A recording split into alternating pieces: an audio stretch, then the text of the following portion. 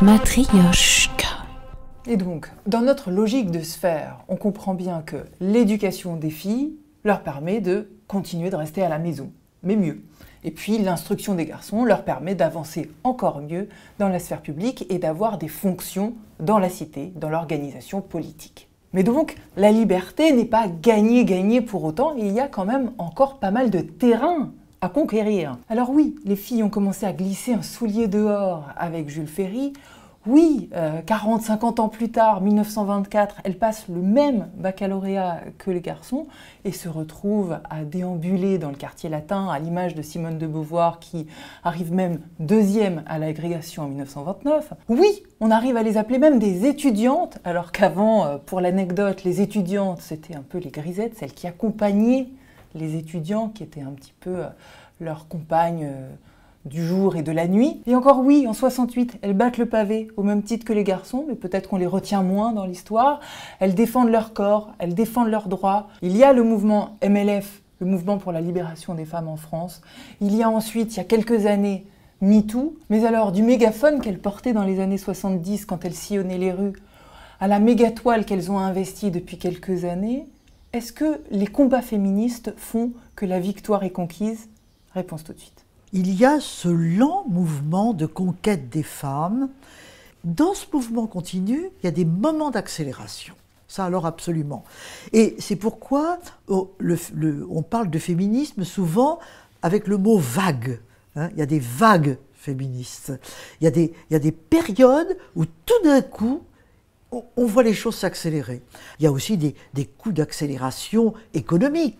Tout d'un coup, on va avoir besoin de la main-d'œuvre féminine. Donc, les femmes vont entrer dans le travail. Par exemple, quand le tertiaire commence à se développer, on commence à avoir la dactylographie, etc. On a besoin de femmes. Au début, c'est les hommes qui font ça, qui tapent à la machine et qui sont dactylos. Puis on se dit, mais les femmes, elles qui savent taper, qui savent jouer du piano, elles seront très bien taper à la machine. C'est venu du piano, la machine. Et alors plus récemment, au cours du XXe siècle, qu'est-ce qu'on voit encore comme coup d'accélérateur qui nous font passer à chaque fois à un autre niveau? 68. 68 est un mouvement extraordinaire, de libération, de prise de parole, etc. Il est mené par des garçons et des filles. Mais on ne parle que des garçons. Ce sont les hommes qui dirigent ce mouvement. Quand on disait à l'époque, à Paris, les 4 grands, Cohn-Bendit, Krivine, Sauvageot, Gesmar, c'était les 4 grands, qui montaient sur le Lion de Belfort alors qu'il y avait toutes les manifestations autour. Les filles étaient là. Est-ce qu'on parlait des filles et de la condition des femmes? Pas du tout. Alors elles se sont révoltées. Elles ont dit, mais et nous? On en a assez de nos problèmes, on en a des problèmes. Au même moment, il y avait la même chose aux États-Unis. Mouvement de libération MLF, Women's Lib, aux États-Unis. Dans les années 70, il y a des manifestations, il y a des groupes qui se créent, il y a des femmes en mouvement. Et qu'est-ce qu'elles revendiquent? Elles revendiquent la diffusion de la contraception qu'une loi avait créée en 67. Mais attention, dans les pharmacies, quand vous alliez demander un produit contraceptif, on vous regardait de haut. C'était difficile. Donc les filles disent il faut que la contraception, on y ait accès. Et puis, un enfant, si je veux, quand je veux, comme je veux, droit à l'avortement. Ben, c'est pas rien, ça, le droit à l'avortement. Quand on voit qu'aujourd'hui, où nous sommes, aux États-Unis, un certain nombre d'États suppriment le droit à l'avortement, quand on voit dans les États comme la Pologne la difficulté d'avoir ce droit, on se rend compte que ce droit conquis par les Françaises il y a près de 50 ans, grâce au mouvement des femmes et à Simone Veil, qui en a été, et à Giscard d'Estaing, il faut bien le dire aussi, qui en a été, Simone Veil, le porte-parole, eh bien, on voit que c'est une conquête difficile. Et en conquérant ce droit, les femmes ont conquis le droit à la sexualité, à une sexualité libre, hein, et elles ont commencé à mieux connaître leur corps, à avoir conscience de leur corps, à le mieux connaître aussi et en être les maîtresses de son corps. Il y a les lois, mais ensuite il y a l'évolution de la société, l'application des lois, l'évolution aussi des imaginaires. Le fait qu'on n'ait pas le droit de violenter une femme, par exemple, ça date de quoi? Des années 80, c'est ça? Oui, à peu près. Oui. Aujourd'hui, 40 ans après, on s'insurge contre les féminicides comme si c'était une découverte. On a 40 ans de décalage. Le fait de ne pas avoir le droit d'abuser, de violer, c'est aussi 1980. Aujourd'hui, MeToo, 20 ans, 40 ans après, on s'insurge comme si on ne le savait pas, comme s'il y avait un chemin de conscience, d'émergence de l'information, alors que la loi existe déjà.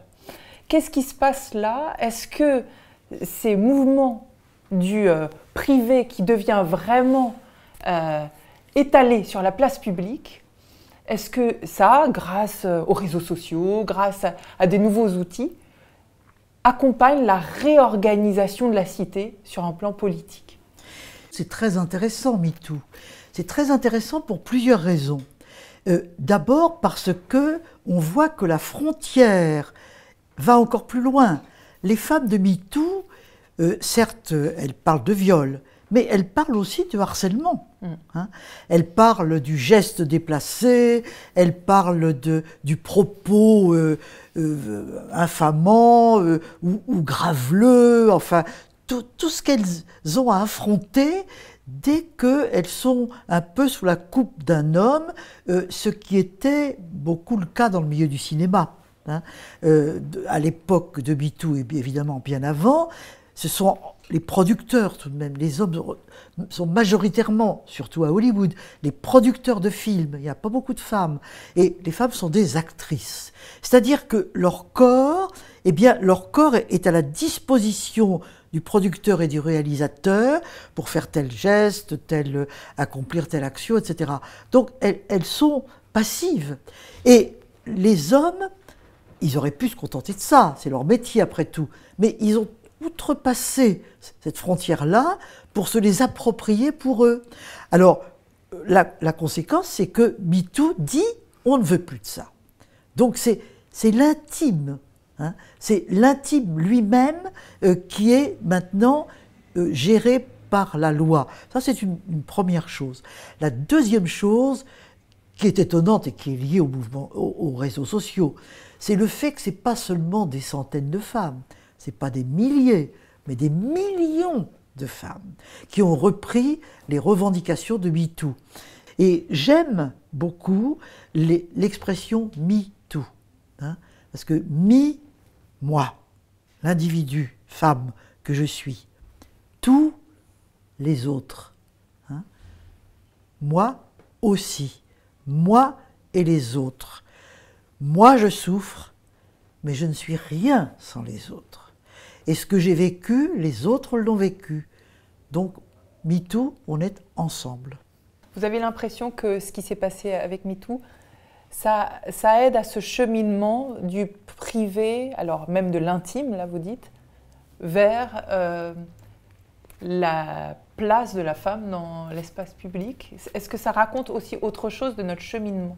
Ça a beaucoup de conséquences. Il me semble qu'on le voit dans la société d'aujourd'hui. Ceci étant, je ne suis pas personnellement pour une transparence totale. Hein. Je pense qu'il faut faire attention aussi. On a droit au secret. On a droit à un intime protégé, pourvu qu'il le soit, bien entendu. Si la frontière de l'intime, c'est la permission pour les hommes de faire ce qu'ils veulent avec les femmes, non. Et là, MeToo dit non, on ne veut plus. Mais l'intime est aussi une construction, un échange amoureux, notamment. Et là, je pense que il ne faut pas non plus que tout soit sur la place publique.